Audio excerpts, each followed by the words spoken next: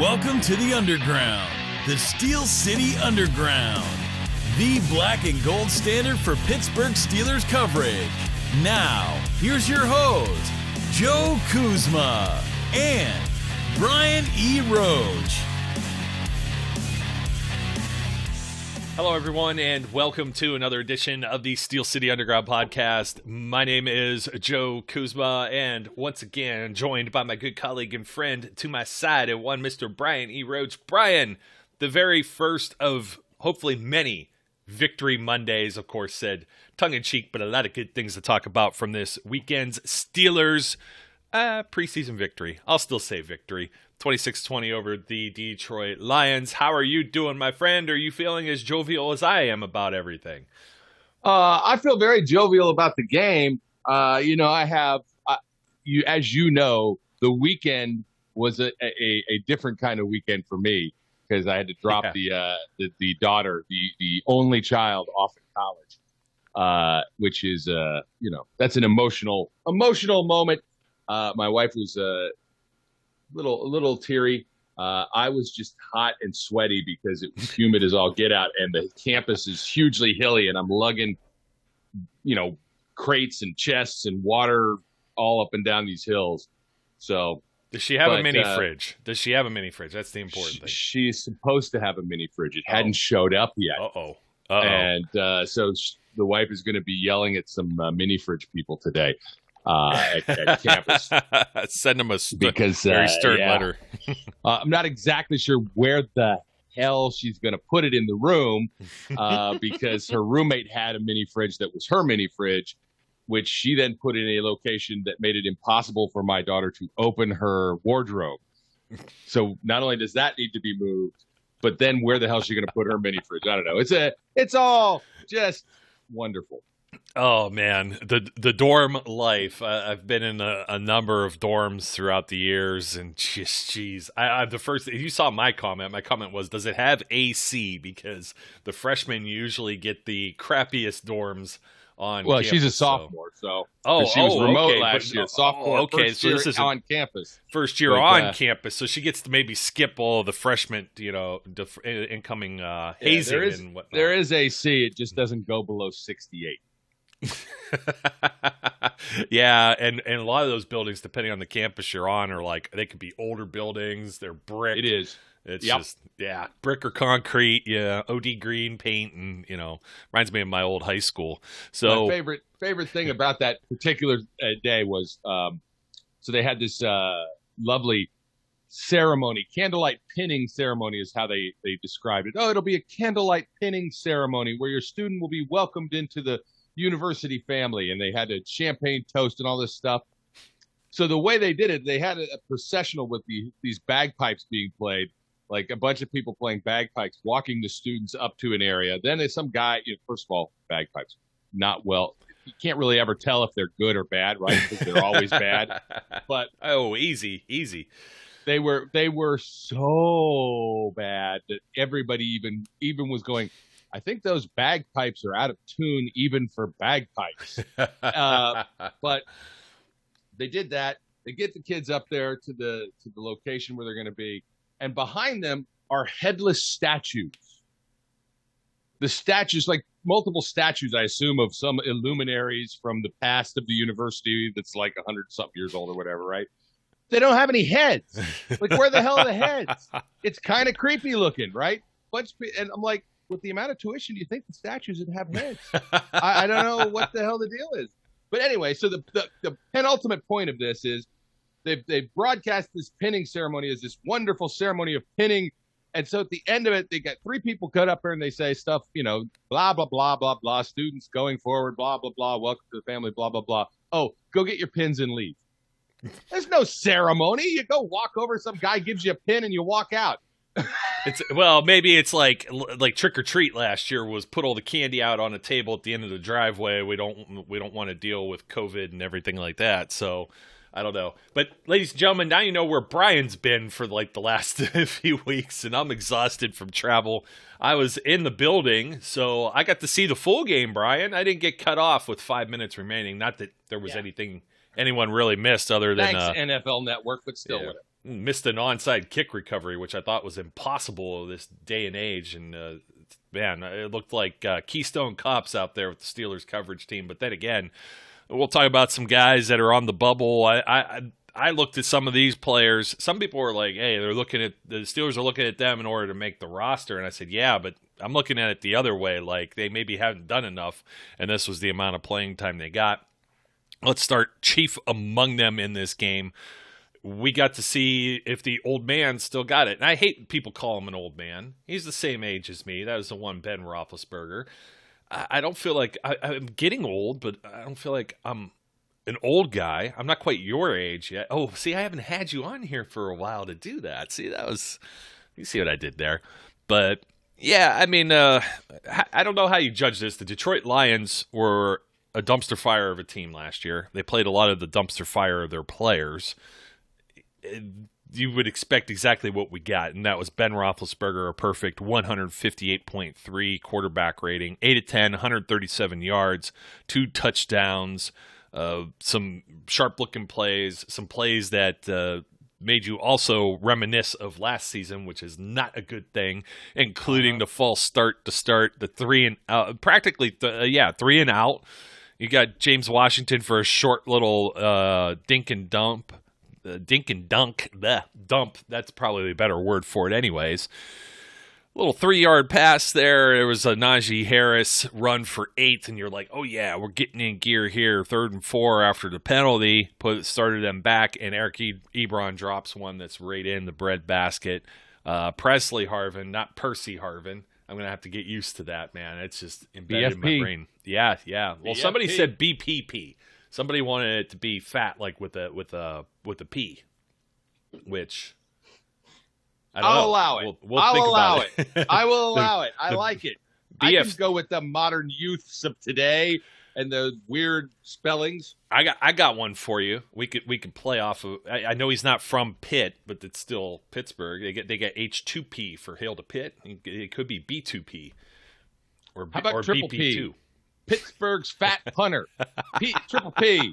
Just call him Triple P. Might be. You know what? That may actually be better. It might be more. What do you want to say? Not as mean. I don't know. I think calling him fat is still out of line. I don't care. Not. I don't know how you pronounce PHAT versus FAT, but fat punter. I was listening to. I feel like I'm Sylvester the Putty Tat. I was listening to Adam Crowley and those guys. I think it was Matt Williamson on my ride back after the game, stuck in stupid traffic because the idiots in Pittsburgh, they must not have been paying overtime or something. They didn't route traffic the way they normally do. So instead of coming out of a lot and being rerouted a certain way and on to 279, they just sent me through every other lot and garage that was emptying, and that was very annoying. And it's like, nope, we let one car through this line, mine, of course, and then 20 through the next one. So they just decide from there. Just listening to those guys, I heard you're saying the sound. I was telling my kid the other day, my favorite word. I like to say plethora. You've heard me say it here a lot. Adam Crowley said there was a plethora of things to be happy with in this game, and I was like, you're stealing my thunder, bro. It's like, if any of these guys even paid attention, I don't care. It's more than likely 99.97% coincidence. So, but just in case you hear the word plethora, I'm going to get that trademarked or something. Put it on a shirt, man. Plethora. This was a plethora of last year's mistakes that we saw again. And then all of a sudden it's like, first play. Do I even know Boyle's first name? I'm like, oh wait, that's a physics thing. Boyle's law. No, never mind. Yeah, and that's the Tim Boyle. I forgot his first name already with all of our ranting. We're back, folks. This is get used to it. We're getting into regular season form now. Tim Boyle, David Blow was the other bloke that was playing later on. You had a completed pass and a first down, and both of the first plays from Detroit were 2 chunk plays for 10 yards. And you're starting to bang things on the sideline, and you're like, what the heck is going on here with all of these shenanigans? And just to talk about the Steelers defense, we got to see Joe Schobert. Mm-hmm. What on earth do you have there? You're about to take off someone's head. It's an ice axe. I hope that comes in handy. I know is the hurricane going to affect your area? Well, not with ice. I know that much. I was going to say that's not going to be helpful unless you need to dig out your flooded. I'm just getting this out for when we get to the zebra conversation later. Oh, okay. It appears to be black and gold from where I'm sitting too. You found that, and that's the reason you bought it. No. I bought it because I needed one. I absolutely needed an ice axe. No, Brian just needed something else for his collection. This show's off the rails. This should be the show we do Thursday night or Friday morning when we have nothing to talk about for the fourth preseason game. But aside, we have much to talk about here. Steelers defense. Sorry, I distracted you. I'll put it away until we talk about the zebras. Well, you do a lot of these things. I think you distract the people on video and the folks that are listening or tuning in, which I have to apologize to.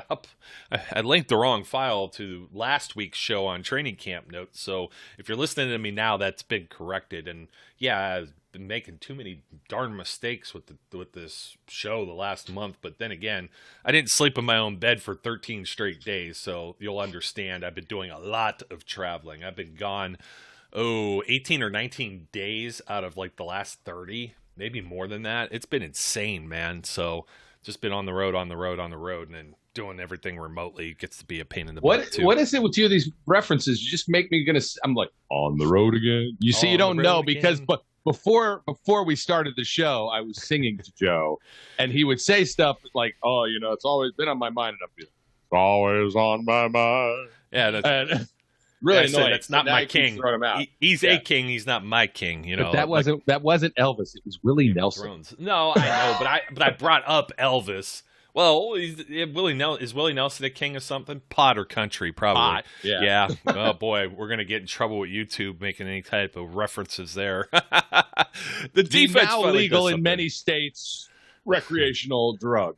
Yes. Man, we're going to get panned. There's going to be a bunch of new listeners who are like, what the heck did we tune into? Sorry. Although the other guys talk about whatever, too, to fill time, so whatever. We're not trying to fill time. It's just we got ants in our pants. We haven't been together for a while here. Ants in our pants and a needy dance. Brian, we need to get Stephon Tuitt back out there. That's the only thing missing. I obviously need to get TJ, but I think TJ will be. I'm hoping Stephon's doing okay, death of his brother and stuff like that. But yeah. Chris Wormley is getting some quality time out there. Tyson Alualu has been looking good. Cam Hayward's a grown-ass man as usual. We saw him bully someone. Melvin Ingram is going to be one hell of a rotational player. Oh, yeah.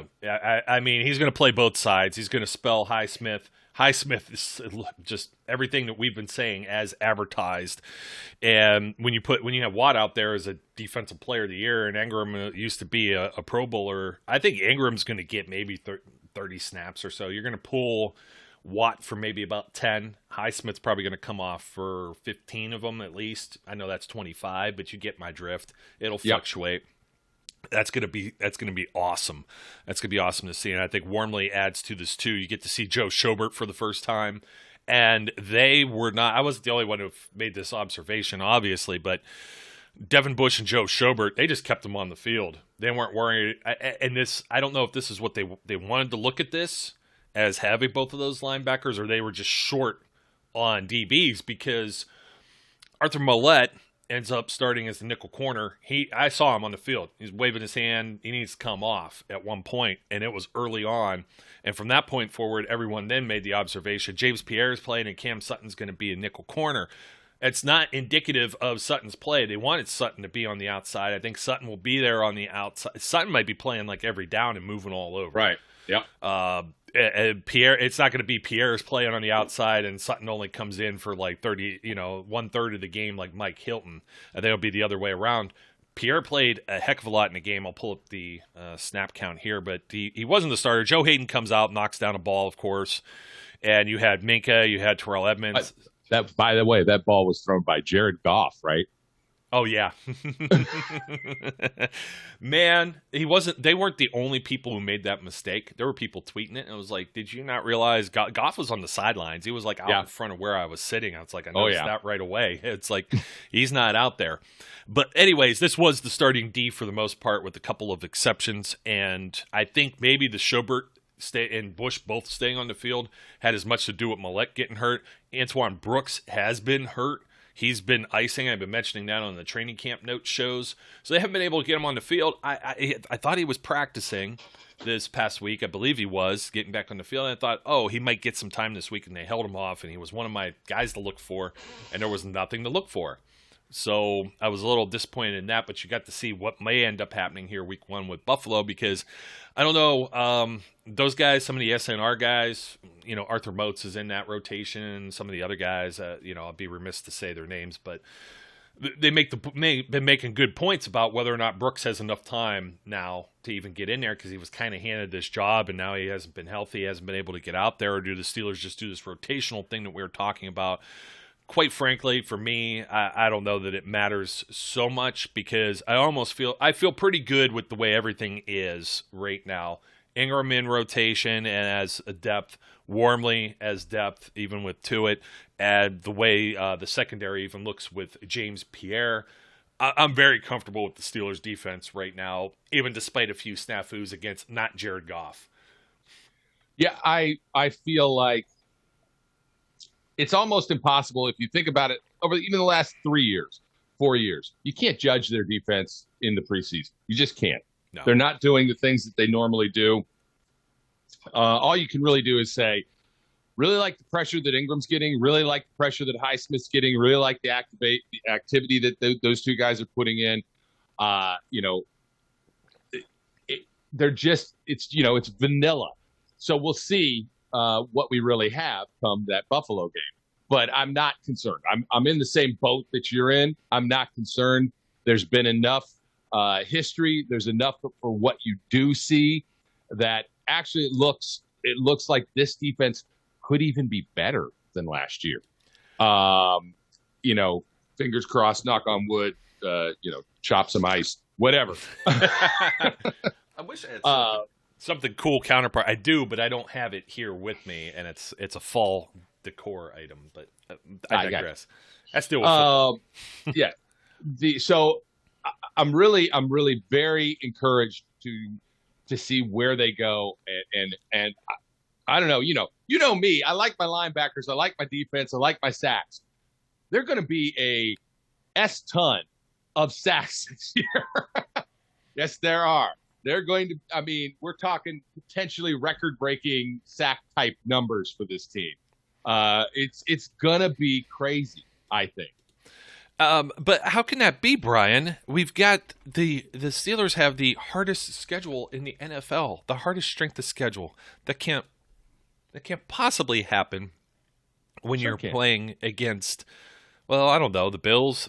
Allen's a little mobile. They will get after Derek Carr. They will get after Joe Burrow. He might get rid of the ball. I don't know how well his recovery is coming along. Aaron Rodgers. Whoever the heck plays with Denver, Russell Wilson will get sacked. They're still trying to repair the line there. Even though he's mobile, sometimes it's to his own detriment and adds to that stat line. He's been the most sacked quarterback. He's what Ben used to be labeled as. And then, of course, you got Baker Mayfield, whoever plays for the Bears. By week 9, that could be Justin Fields at this point. You get to see the Lions again, Herbert and the Chargers, Bengals, Ravens, Vikings, Titans, Mahomes and the Chiefs, maybe. They'll get after the quarterbacks enough. They got enough mobile guys, too, that'll get stopped behind the line that I don't know that that's too much of a hot take, so to speak. And also with the mobile quarterbacks, that tends to lead to injuries, too, in some cases. So they could have some backups playing, but, not to be too facetious here. There's a lot of other good things. We're just talking defense there. I don't know that we go through every single thing, but we did have 2 drives that ended in who I said to look out for. I said, most of you that may have not gotten to see practices and you didn't really see this in pregame. My thing wasn't to watch Ben. My thing was to watch Najee Harris and Pat Freiermuth. And Ben pump faked the camera on the TV. I got to upload this. I got it on camera. Was that not classic? That was like classic. Maybe even above classic. That was like the pump fake where it's the same kind of nonsense that's happened every year where if the announcers were the main announcers on, I don't understand how he could possibly hold the ball, and it should have gone out of his hand and right down the field. It's amazing. It's like glue, sticker. I don't get it. He's got like 13-inch hands. But he's been doing it. Yes, he's been doing it forever. But man, that was a pump fake to end all pump fakes. Yeah, the funny thing is, I'm in the end zone. I got that on video, man. So maybe people didn't actually catch it for the highlights. I got it. It's funny. The guy next to me, I was telling him, I'm like, there's only one place this ball is going, and that's where it went. And then when they came back the other way again, so that was 9 plays, 82 yards, by the way, 11-yard touchdown. Before you even get to that, even though it was slightly underthrown, was that not a pretty pass to Deontay Johnson? Oh, yeah. Well, that was on the second one. That's where I was getting to. But okay. See, in some of that, I'm talking about Ben's arm strength. Now you got all the bandwagoners back on. Particularly, I'm talking about the media heads, the national media heads. Oh, he looks like vintage Ben Roethlisberger, this and that. It's always been touch passes and stuff like that. Yeah, he's laying it in there. He wants to make sure he gets it. Deontay, he had beaten the brakes off of whoever was covering him. And it would have been a TD maybe if it was a little bit more. Let him just a little bit more, yep. But it's not like Ben isn't capable of throwing him around. He's had some lasers here or there. I mean, the Freiermuth pass. The second one. Oh, my God. Yeah, 8 yards out. The Deontay Johnson is looking for the play here. Well, you also had the big play with Najee Harris, too. So yeah, but that was more Najee than it was Ben. Yeah, it was, which we saw later, also with Ray McLeod as well. Oh, I'm sorry, it was on the first touchdown drive, the 43 yards, 3rd and 3. I sometimes know stuff. Imagine if this fails. I had to pull the pen back out, and it throws everything out of focus, which is just awesome with the camera. But imagine if this falls flat, and this is Todd Haley as the OC. Get rid of this bum, like this and that. But when it works, man, it works. And by the way, speaking of which, I guess Matt Canada was up in the press box too and calling from the press box. So something a little different that we haven't seen since, I don't know, Kevin Gilbride or somebody like that. I mean, it's been a long time. I don't even think Ken Wisenhunt. Was Wiz ever up in there? We're going back to Cower days. They never used to show guys. I know they sent Haley up there after he got in a fight with Ben on the field. But that's a little different. It's just keeping these guys separate. Like, we could shut the headset off. Shut up, Todd. Went to detention. Yes. So, yeah, the Johnson play. I mean, you're staring down 3rd and 3, and you're like, are they going to go 3 and out again? And if they would have, man, the narrative on this game would be a lot more miserable, wouldn't it? But Najee, as I said, I wanted to see both of these rookies. In fact, this whole rookie class is pretty phenomenal so far when you take a look at it. Dan Moore Jr. comes in at some point. So the starting offensive line was more of a semblance of the starting offensive line. The game starts left tackle Chukwuekorfor, Kevin Dotson at left guard, Kevin Green at center. Right guard was Trey Turner. He played longer than Zach Banner did at right tackle. Right tackle Dan Moore comes in where we've been told, or so we hear, Chooks is better at left and Dan's better at left. I don't know if they're kind of babying Banner in his knee or if they're evaluating Dan Moore here, but Dan Moore, according to the Pro Football Effery, I really want to call him that because you just never know. Like, when I like what they put up, I'm like, oh, look, they know what they're talking about. And when they don't, it's like, man, what are they talking about? Player with the most pass blocking snaps while allowing 0 pressures this preseason is a Dan Moore Jr., number 65, rookie, 4th round pick. Is he from the Texas A&M?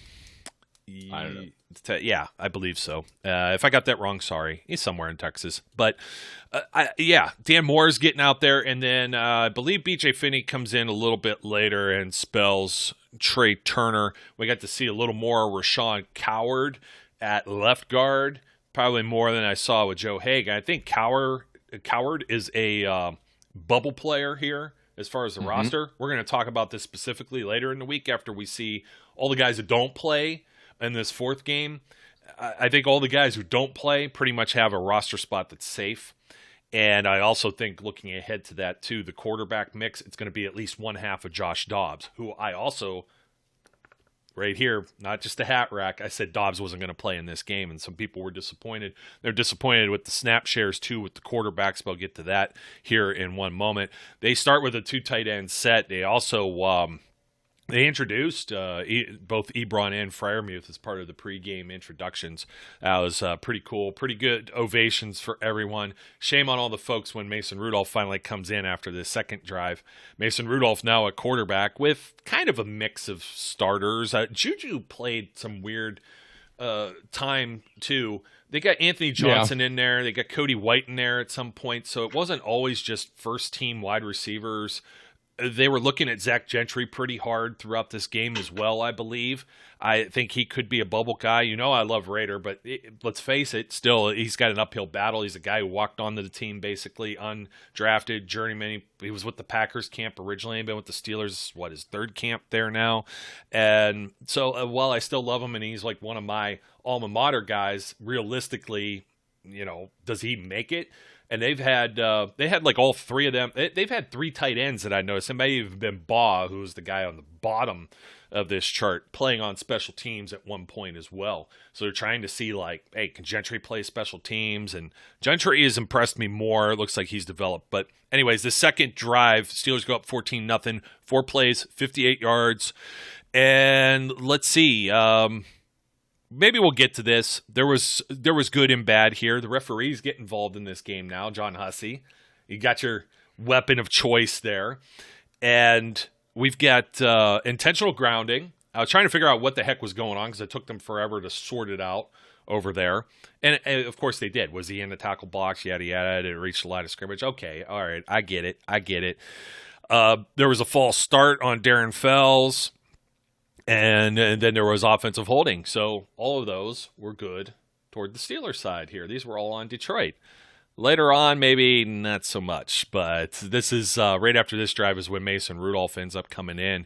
And people boo him. Anthony McFarland runs for 1 yard on the first play. Then Mason connects back with him for 12 yards. And they start to put some stuff together. Juju's involved. So he gets a pass to Juju that's good for 7 yards. They lose a yard. Eric Ebron for 14 totally redeems himself, and he does throughout the game. A short pass to Kalen Ballage. We'll talk about the running backs here in a second, too. And this was a Ballage show from here because he runs for 5, runs for 3. Rudolph goes to try and hit Juju Smith-Schuster, does not hold on to it there in the end zone. I think Turf Monster gets him as he doesn't really survive the ground with the ball. I had a bad angle from it. I was looking at it from behind. So he wasn't catching that ball. You don't think so? No. Okay. It would have been a really unbelievable catch, and I'm not sure. Looked like he got both knees down on that catch. Like it's the one you're talking about. But yeah, I don't think it's not the turf that got him. It just was. It wasn't well placed, but I think it was placed where it had to be placed. But just not a good spot for him to try and catch it. He was inbounds. There was enough room for him inbounds to have feet down.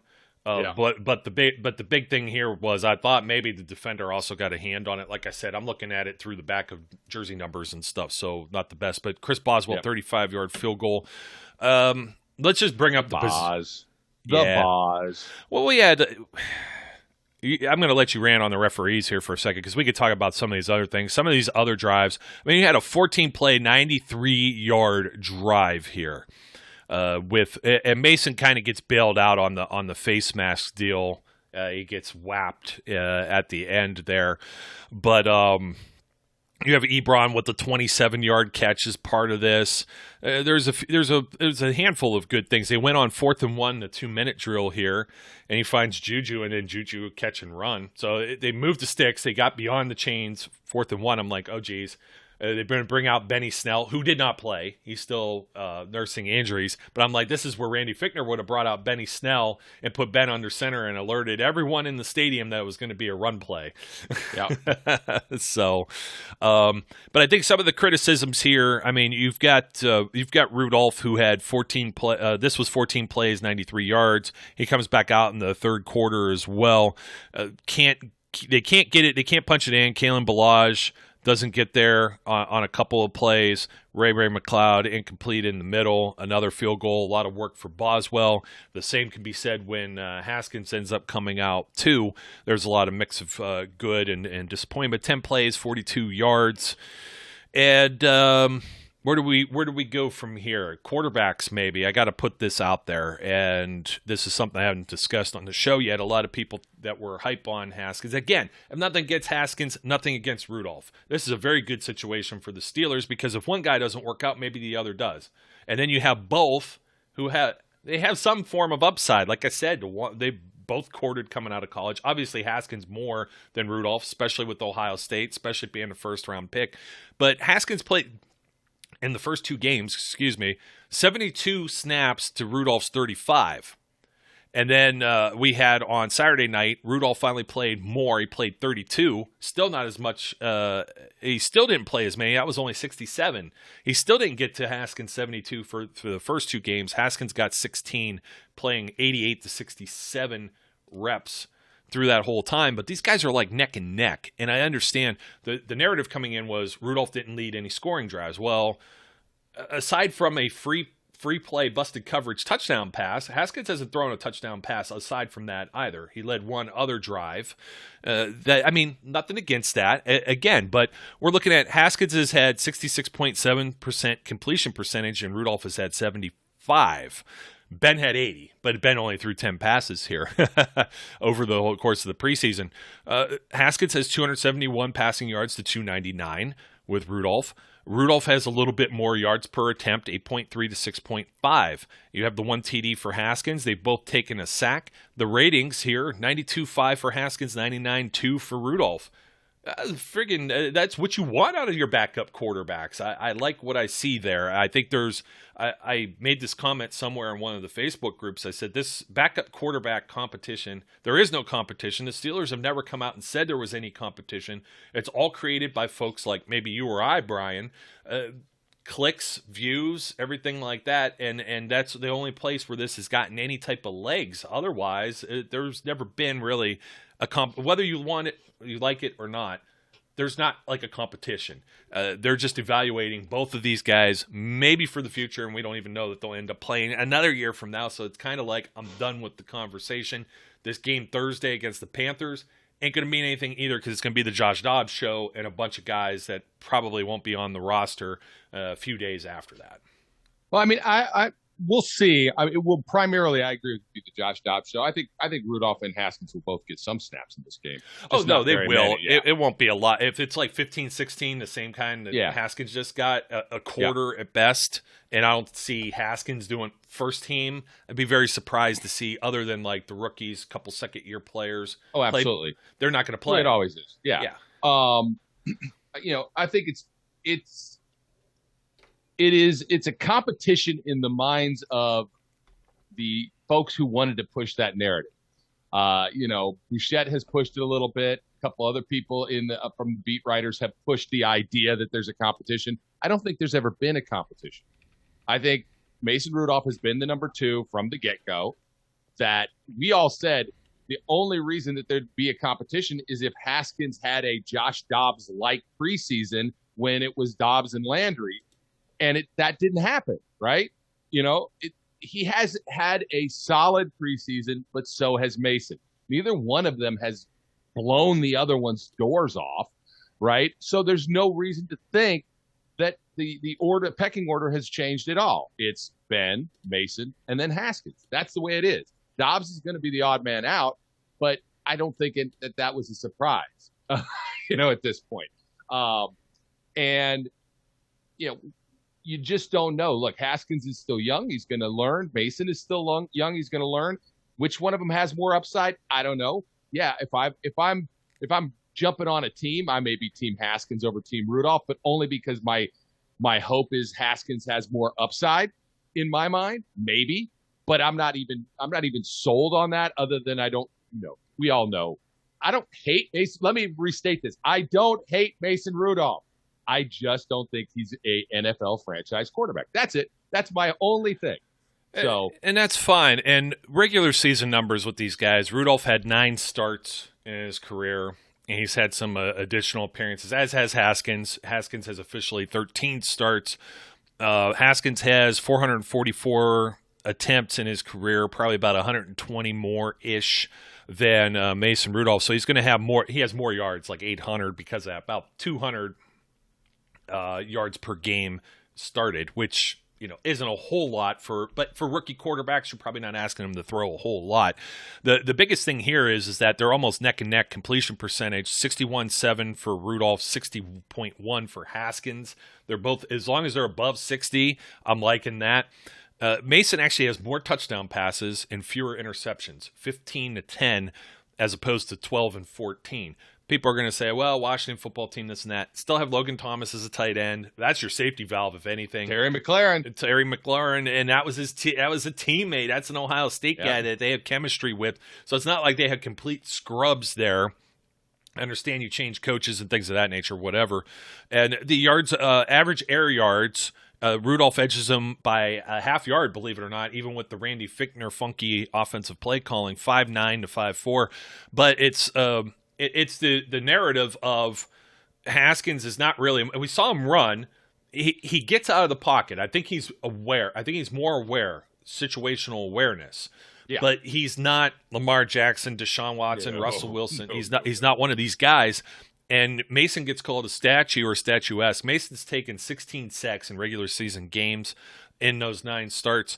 Haskins in 13 has taken 49 sacks, which is just unbelievable, holding on to the ball too long, this and that. But, hey, that may still be valuable experience. Failure and mistakes, that's how you learn, and that's how these quarterbacks have to learn. This is the way Ben was when he was younger. He was getting hit like a piñata, and he wasn't allowed to throw 60 times in a game, which we hope we don't see even with old Ben.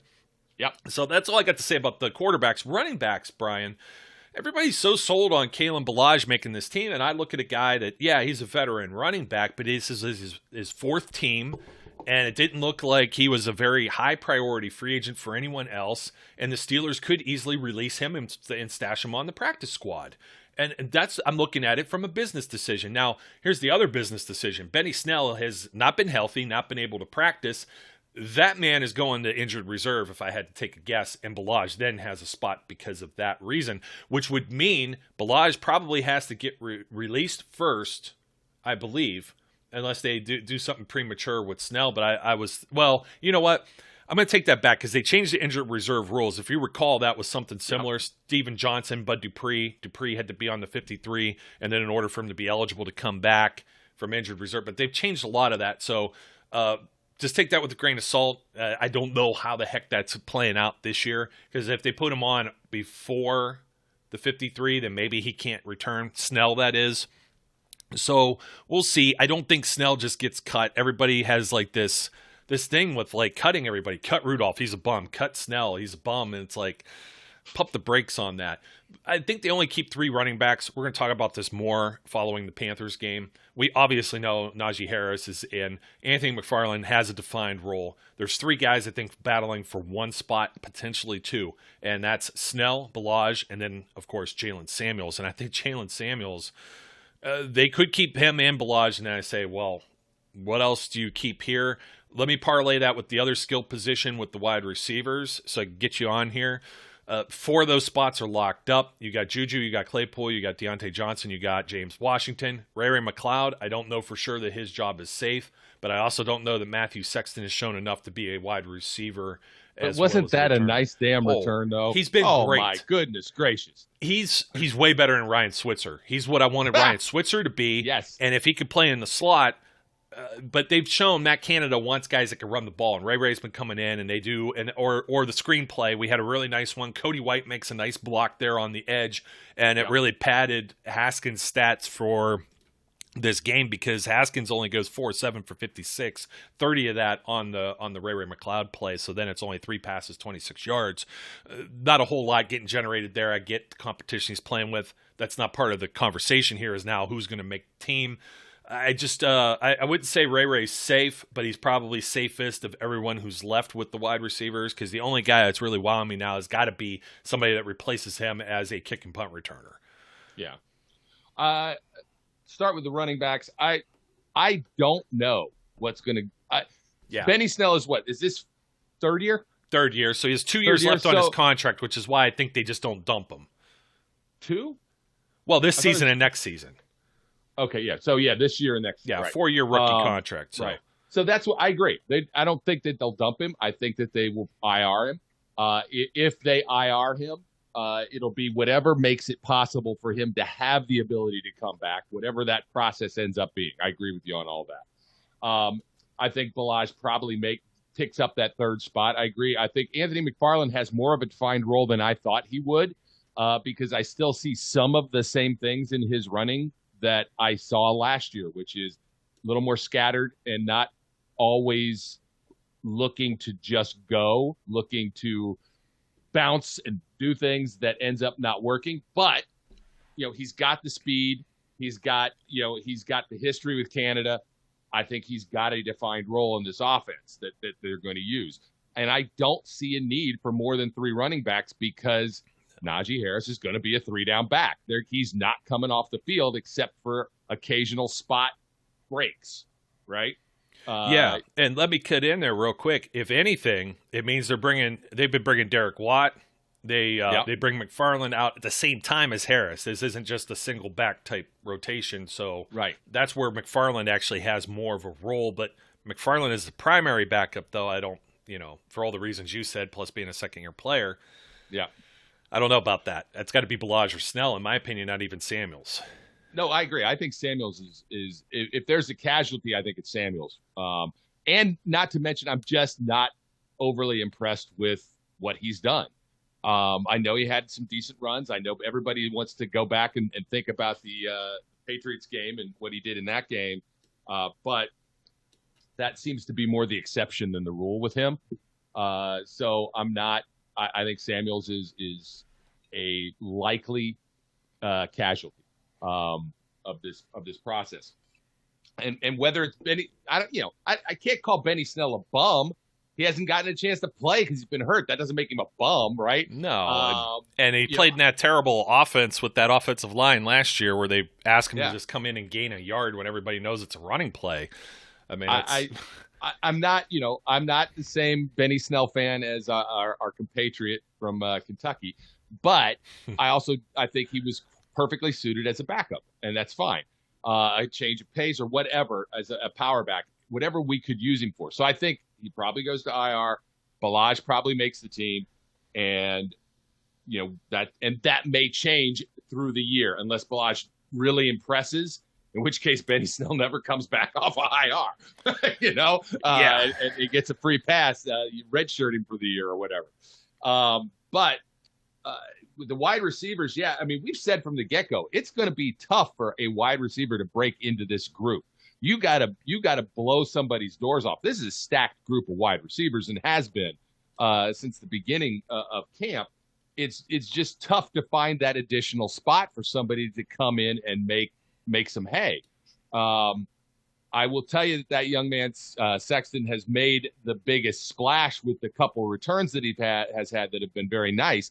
But I don't know that he's done enough as a receiver to make room on the team for him, right? Not when you've got Ray, who's doing the same things. Mm-hmm. And we just have to see where, what they look at it. This is one of those. His chance is going to be in this last game. If he can make some nice catches, if he can do some stuff to elevate him above the others, he might be able to make the team. But is he going to make it over to Ray? I don't think so. That's tough. I just don't think so. I don't see him keeping 6 either because there's just, especially on defense, you've got a lot of jack-of-all-trades, master-of-none type players like Brooks. I think they like Mollett enough that they're going to keep him there, and they have to maybe keep him, particularly if he's I didn't hear anything else about their injury. We don't get an injury report, but they did show it on the scoreboard that said he was questionable to return. And Mollett ends up playing, let me see, not to just jump the defense. Well, to jump the defense because a lot of our other breakdowns, offensive line, it's going to come on the next show. So as we put a bow on some of this, Mollett played all of 2 snaps, so I was right. He was out there and then he wasn't. He played the fewest snaps of anyone on defense on Saturday, and he was basically out there almost as like the first sub-package guy. So that forced their hand to do some other things. There were some other interesting notes here too, because like Rico Bussey only got in for one play. I thought he had really looked pretty solid as a receiver, but they really worked in Anthony Johnson. The reason they're doing this, they got to trim 5 more guys by 4 p.m. on Tuesday. So I think Johnson is one of the ones they really had to evaluate. I do think as I go down this list, most of the offensive linemen played about 3/4 of the game. Chuks Okorafor, Kevin Dotson, Kendrick Green. Dan Moore played just one snap shy of those guys who played 48, because Banner plays fewer snaps than Ben. He only played 12. And I don't know if he was feeling something or it's a precaution, but I was a little concerned with that. James Washington got a lot of play, 43 snaps, and Juju got 41. Deontay got 33. Rudolph was out there with 32. Cody White, 25. Another guy with Johnson. I saw him out there quite a bit, made some nice blocks, may have earned himself an opportunity to play one more game. So we shall see. I think Rashawn Coward was in the same territory with 25 snaps. They wanted to see more from him. Zach Gentry, I don't think he's one of those 5 that'll end up going right away here. And we'll see what ends up happening. We still have the specialists and some other things, but the main thing I think I'm going to be looking at, you have Trey Norwood has been one of the primary backups. He saw time Saturday over Miles Killebrew, who was basically out there with, I hate to say it, but the future grocery baggers, bricklayers, and insurance salesmen. So, which one of them becomes the new Jordan Dangerfield? That's a great question. Norwood really has it. Norwood has a shot at this as even like a late round pick. It's kind of he's been impressive. I don't think guys like Robert Spillane are in danger, but it didn't necessarily look great. But the guys he was playing next to weren't exactly inspiring at times either. Carlos Davis, I think, is on the bubble. Isaiah Loudermilk continues to impress me with his motor he doesn't stop. Quincy Roach, he was getting close to, but he was making some pressure there, kind of collapsing on the edge there. But he's a guy that's a work in progress. Yeah. Lafayette Pitts got some time. Shakur Brown, who we'd like to pick up as an undrafted guy, I think he's practice squad bound. We'll see what else he ends up doing here in the very near future. And the rest of this, I don't think I need to belabor any of it. We're going to see the 5 names that end up getting cut off of here, like the one wide receiver Simmons, basically just plays special teams, or Ulysses Gilbert only plays special teams. Those are the ones that really stand out to me as you're in danger. You're in danger of not making this team. Like Buddy Johnson only plays special teams also, but on the same token, he's a rookie. Ulysses is entering year 3, and if he can't usurp some of these snaps from some of these other guys like a Jameer Jones or whatever that are playing out there, it's a very uphill battle when you're talking about going from 85 down to 80 and then 80 to 53.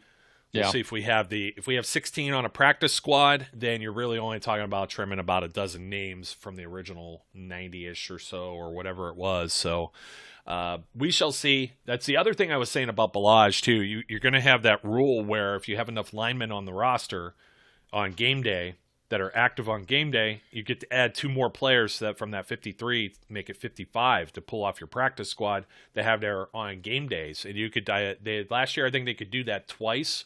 The player was eligible for them to do that twice without having to bring them up to the active roster. And that's where I could see them kind of stashing Balaj. I don't feel that he's really in any danger of some other team poaching him. Unless they're full of injuries, somebody would have already probably done so. I think if Snell got released, somebody had scouted him in the process. You've already seen Balaj bounce around a few other teams. Most of the teams are saying pass. Snell hasn't gone through that process. Somebody will throw a dart at him if he were healthy. So that's where I'm going at with that. Long-winded thought, Brian, but that's where I am until we get to this game. This is kind of serves as your preview for the Panthers game too, because you're not going to see Ben, you're not going to see Joe Hayden, you're not going to see Cam Hayward, you're not going to see any of these guys play, and they're going to take about 20 days or whatever to get ready for the Buffalo Bills for Week 1. Yep. That's the truth. We all know what the fourth preseason game is, or third as it would now become. Yeah, if we didn't have that. Well, week 0. Week week zero zero throws us off. So this is technically going to be week 3 coming up, and I always think of this was just week 3 because there's 3 games. Yeah, it's got me all messed up too, man. Yeah, but it's the Panthers preseason game, which has become a annual tradition, is always the same thing. It's always the same thing. It's last chance for guys to make their case who are either on the bubble or are trying to not make their case for the Pittsburgh Steelers, but for some other team to pick them up when their asses get cut. Because that's just the way it is. It's harsh but true. So it'll be a lot of names that people either don't recognize at all because they haven't been watching until the fourth quarter because they're not 2%ers. 2%er in preseason's rough, man. That is, it's hard to be a 2%er in preseason. But we'll see. It still will be entertaining to see if guys can make that elevation, especially in the first half. Really, you get to the second half, those guys are playing for other teams. That's what they're playing for. They're playing to get on other teams because I don't think anybody's going to make an impression against that level of play from the other team and end up sticking on the roster. It's going to be the first half of this game that makes their case. And if they don't get in the first half of the game, my expectation is they're not going to be on the team. Yeah, and I had one last fleeting thought that has nothing to do with anything steeped in reality. And how much? What? Well, aside, yeah, I know, like most of the things. We know the referees weren't calling a whole lot of holding in the game. They're back to regular season form, and it's pretty pathetic. I asked, they called holding early, right? They called a couple holding calls early. Yeah. And then they decided to go to look, you're going to get me in preseason form where I'm going to have to stop myself because we're a family-friendly show and the F-bombs are going to drop, and I'm going to get mad. And because just be consistent. He's going to take the ice pick and start yodeling. Got it, stupid rap. Oh man, you're channeling. That's going to be a double yoy. That's not even going to be a yoy. It's going to be a double clearly, yoy. I have gotten a reputation, as we've already learned on Twitter. People know my opinion on the refs, as they are adding me. Yes, when the refs do bad things. Yes, they tag you. And I love it. Keep doing it because it's true. I gotta update my gifs though, because my gifs are fat me, and I gotta have my new spelt me. And I just gotta trim down so then I can be made into meme format. So the last thought here, we talk about the Steelers and disrespect, and I've been talking about it all off season. And it's not Ben Roethlisberger. It's not even Alex Highsmith because people are like, "Oh, look, Ingram's going to be paired with Watt." And it's like, yeah, just wait until you see. It's Minkah Fitzpatrick, man. Not only did John Madden do him wrong, or not John Madden himself, but the Madden football people at EA Sports.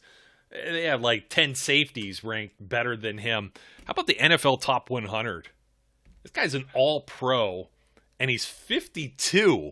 52, man. And don't even get us started on Ben Roethlisberger, not even making the list. Look, I'm just not. I can't waste NFL 100 for years because that's all the more that I care to say about it. Can I say one more thing? Is the term circle jerk, is that not family friendly? I think you start to read into certain things. There you go, because that's what the NFL Top 100 is. Daddy, gigantic CJ. That's what it is. Daddy, what does that mean? I Don't heard it from tell Brian. him. Yeah. Don't tell him. Kyle Juszczyk made this list, dude. Kyle Juszczyk, fullback. Okay.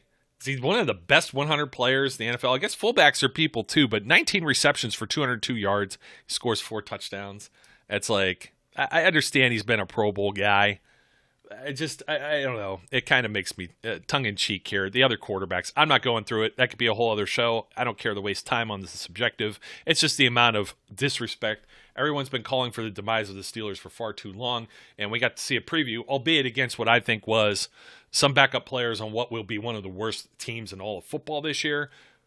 You want to see the Steelers go out there and manhandle the situation, and they did. So I'm happy with it. Brian, man, thanks for joining me once again, my friend. Let's do this again later this week.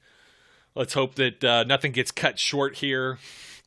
So, yeah, that's something. I recorded the game from when I came back home, and it was like the recording was NFL Network, and they cut that off, and I was like, holy crap. So good thing I had the Game Pass to go to. They switched over to the KDK feed on, and they didn't even have the full game. It was like the condensed version. But the end of that game, I'm not worried about. Everybody's like, what happened with the score and this and that. The reason we aren't talking about it is like that it's pointless to talk about, really.